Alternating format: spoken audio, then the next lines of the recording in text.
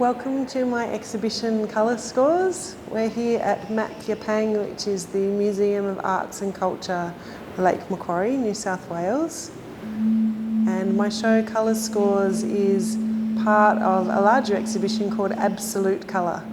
And I'm very honoured to share the stage here with Maisie Karen Turner, who was a very well-respected Newcastle artist.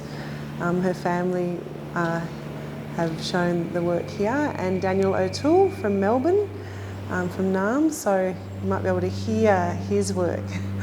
There's an interactive work with drums in the next room, as well as Daniel's beautiful colour paintings. But here I've got prints of colour scores. They're a follow-on from my Foundlings work. So if you can't get up here to Macquarie, Lake Macquarie, I'm just going to take you on a little walk through so you can have a look. So what have we got on the wall? Art or rubbish? This is our yellow one. It's called Golden Arrow, and the works all have musical names as well. I was working at the Art Gallery of New South Wales with kids. We were looking at Roy de Maestre's work, and I was conducting them like a choir, so they were saying what they thought about his painting, and of course he was using musical terms too. I was very interested in that intersection between sound and colour. So these works just started one day in the studio. I was making Foundlings works, and I thought I'll put a few little things together in colour. I want to start to sort them in colour, and made one work called Arrangement in Rows, a few little pink things, and then from there it grew. So this is, yes, Golden Arrow, which is the name of a song.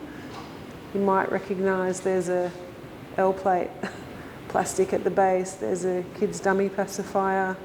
So most of the pieces that you see in the works are collected from near where we live, the Mermaid Pool, Glacier Point, Oak Park at Cronulla. So most days when I don't have to head off to the city to work, I go down in the morning for a swim, and after I swim I walk along a little patch of beach and collect what I find there. But some of these pieces were collected in Japan, and that one was called La Vie en Rose. This is Delta Blues. Can you recognise the main large piece here? Somebody left their rubber thong behind, so I picked that up. This one's called Orange off the dome being a rap term, I believe, when you just rap off the top of your head like I'm doing now.